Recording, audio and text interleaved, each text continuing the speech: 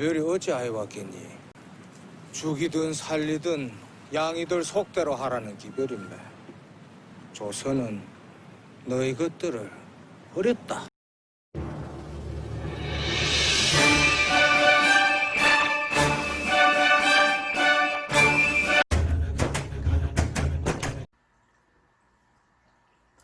안녕하세요. 정치를 품격 있게 풀어드리는 정치클래스TV의 심상만입니다. 오늘은 우리가 미국이란 나라를 얼마나 많이 알고 있고 과거의 역사 속에서 미국이 조선에 했던 행동들을 자세히 살펴보면 지금의 미국이 보인다라는 이야기를 해보겠습니다.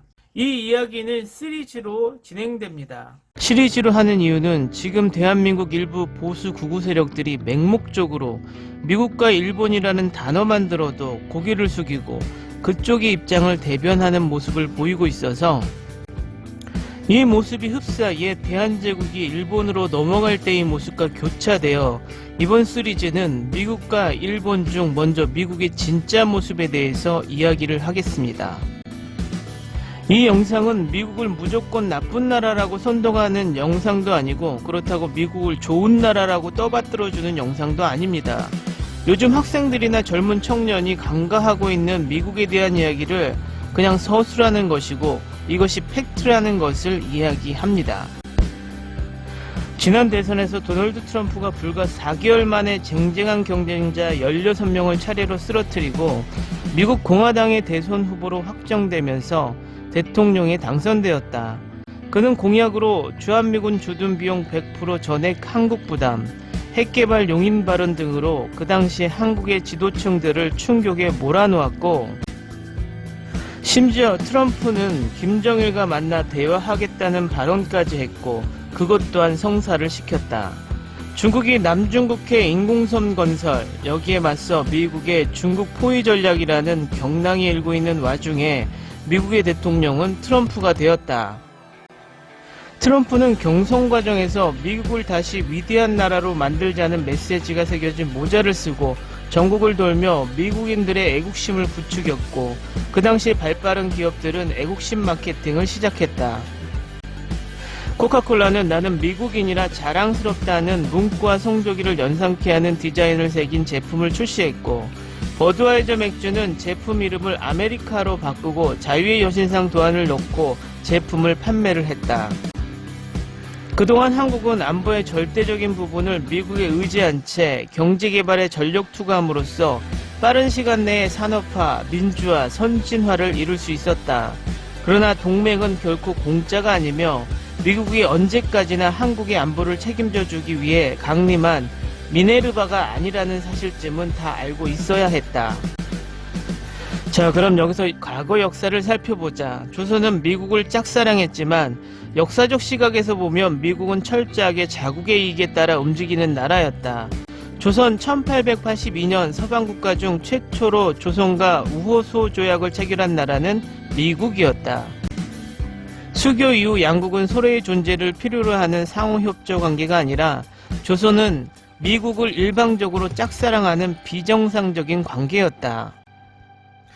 조약 체결 당시인 미국의 슈펠트 제독은 조선은 대단히 가난했기 때문에 상업적 중요성이 거의 없다는 사실을 알고 있음에도 불구하고 조선과 수교를 했다. 그런데도 수교를 한 단 한 가지 이유는 조선 근해에서 난파된 미국 상선과 선원들을 보호하기 위해서였다. 이 조약의 제1조는 조선과 미국 두 나라 사이에 영구적인 평화와 우호가 있을 것이라고 되어 있다. 만약 제3국이 어느 한쪽 정부에 대해 부당하게 혹은 억압적인 행동을 할 경우 미국과 조선은 그 사건이 통지받는 대로 원만한 타결이 이루어지도록 거중조정, 즉 제3국이 분쟁 당사국 사이에 들어 분쟁을 평화적으로 해결하는 일에 최선을 다함으로써 우위를 표한다고 규정되어 있었다. 고종을 비롯한 조선 지도부는 거중조정에 최선을 다한다는 구절을 미국이 제국주의 포식자들로부터 조선을 보호해줄 새로운 형님나라가 된다는 뜻으로 해석했다. 비슷한 시기 일본의 지도자 중 하나였던 후쿠자와 유키치는 조선 지도부의 이상론적 인식과는 달리 수백 건에 달하는 국제법 서적도 서너문에 대포와 겨루지 못한다. 아무리 많은 우호 조약도 얼마 되지 않는 화력 앞에 속수무책이다. 대포와 화약이 바로 법이다라며 대단히 현실주의적인 주장을 하고 나섰다. 조선에 대한 미국의 기본 입장은 무관심, 즉 외교적 용어로 표현한다면 우호적 중립이었다. 미국은 조선에서 자신들이 반드시 쟁취해야 할 정도의 중대한 이권을 발견하지 못했다. 설령 중대한 이권이 있다고 해도 그것을 지킬 만한 힘이 없었다. 1900년대 초에 미국은 오늘날 우리가 알고 있는 군사강국이 아니라 상해에 파견되어 있는 영국의 동양함대를 두려워해야 하는 군사력이나 국력이 보잘것없는 나라였다. 반면에 워싱턴의 주미 한국공사관은 미국 일부의 인사들과 극비리 교섭하여 미국 은행으로부터 부산, 인천, 원산 세 항구 세관의 관세를 담보로 200달러의 차관을 빌리는 데 성공했다. 이 돈으로 미군을 조선에 파병하여 청국이나 일본의 간섭을 막기 위해서였다. 그러나 이 계획은 미국 정부의 강력한 반대로 무산되었다. 미국은 조선에 대해서는 엄격한 중립 불간섭 정책을 유지했다. 때문에 조선에 파송된 일부 선교사들이 조선의 독립을 돕는 등의 정치 행위는 미국을 한반도에서 벌어지는 복잡한 파워게임의 소용돌이로 끌어들일 우려가 있다는 점 때문에 우려했다. 미국 정부는 아펜젤라나 언더우드, 헐버트 같은 주한 선교사가 조선 정부에 맞서 개혁 활동을 벌이다 탄압받은 인사들을 취해법권을 이용해서 숨겨주거나 반정부 활동을 지원하거나 왕비의 살해 현장을 목격한 고종을 보호하는 등의 정치 활동을 금하는 훈령을 내렸다.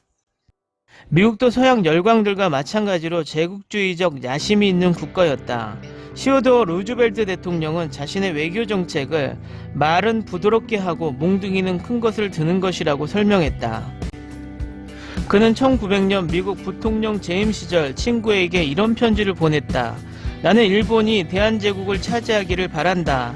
그러면 일본은 러시아를 저지하게 될 것이고 이제까지 해온 것으로 보아 일본은 충분히 그럴 만한 능력이 있다. 루즈벨트 대통령은 1905년 7월 29일 윌리엄 하워드 태프트 육군 장관을 일본에 보내 가스라다로 일본 총리와 미국이 필리핀을 점령하는 대가로 일본이 한반도를 지배하도록 묵인하는 태프트 가스라 밀약을 맺었다. 태프트 장관과 함께 여객선 맨추리호를 타고 아시아 순방에 나섰던 루즈벨트 대통령의 딸 앨리스 루즈벨트는 1905년 9월 19일 귀국길에 잠시 조선을 방문하여 국빈 대접을 받았다. 고종의 부인이었던 언비는 민간에서 3만원의 거궁을 빚으로 얻어 앨리스에게 줄 선물을 마련했다는 풍문이 돌았다. 대한제국을 일본의 보호국으로 넘겨주는 포츠머스 강화조약이 체결된 지 2주일 후 일이었다. 자, 여기서 대한제국 말기를 표현한 드라마 미스터 션샤인을 본 현재 미국인들의 댓글 반응을 볼까요? 이 스토리드의 역사는 매혹적이야. 퇴위당한 왕이 된다는 건 가슴 아픈 일이지. 난 이 드라마가 왕의 숨막히는 열정과 내면의 좌절감을 보여주는 게 좋았어. 난 1910년 혹 올해 어느 쪽이든 간에 시대착오적인 기간이었다는 건 알지만 내가 말할 수 있는 건 이거야. 그들 자신의 나라를 팔아먹었던 조선 부역자들을 위한 지옥 안에서도 특별한 곳이 있을 것임이 틀림없어. 난 그 부역자 중 얼마나 많은 사람이 결국 독립군에게 암살당했는지 궁금하지 않을 수 없어. 한국인을 대표하여 모든 전쟁들에서 주민들이 일부는 침략자를 도왔지. 독일은 침략한 국가에 머물면서 연합군에 대항하여 싸울 충분한 병력이 없었어. 많은 유대인들을 체포해서 수용소로 보낸 건 지역 경찰들이었어. 죽음보다 더해 난 조선 독립을 위해 자기 자신을 기꺼이 희생하려는 캐릭터들이 어느 부분조차 되지 못하는 것이 더 가슴 아파. 너무 슬퍼서 난 울었어. 왜냐면 난 그들의 이타심에 감동했고 난 한국인이 아닐지라도 독립운동을 이끌거나 불타오르게 한 이 사람들이 자랑스러웠어. 맞아, 이건 내게 식민지 미국이 독립을 위해 싸우는 것에 대한 우리의 역사 수업을 많이 상기시켜 주었어. 퇴위된 왕은 절망적으로 가슴 아픈 이 잔인한 점령 기간 동안 고통받는 그의 백성들을 구원해줄 어떤 다른 나라를 찾고 있었어. 싸움에서 미국인으로서의 최유진을 보는 것은 이것에다가 하나의 층을 더한 거야. 미국에서 이것은 영국으로부터의 독립을 위해 싸우는 식민지 개척자였어. 전혀 조선 같지 않았지. 왜냐면 한국인들은 땅을 가지고 영국에 세금을 내고 싶지 않은 외부인들이 아니라 조선의 원주인이었기 때문이야. 조선은 너무 부패했고 너무 약해서 스스로 일어날 수 없게 되었다는 걸 기억하자고. 이 드라마에서 승구와 초기 독립군들은 그들이 일제 침략에 대항하여 싸우기 전에 조선에 대항한 반역자들이었어. 미국인들이 이 드라마를 보고 생각하는 댓글이었습니다. 만약 그들이 조선이 일본에 넘어가는 시점에서 미국이 이런 역할을 했다는 것을 역사적으로 잘 인식하고 있었다면 그들의 조상들의 행동에 조금은 미안함이 묻어있는 댓글이 존재하지 않았을까 생각해 봅니다. 오늘은 여기까지 하겠습니다. 오늘도 강화된 사회적 거리두기 꼭 실천합시다. 여러분의 구독과 좋아요는 저에게 큰 힘이 됩니다. 항상 시청해 주셔서 고맙습니다.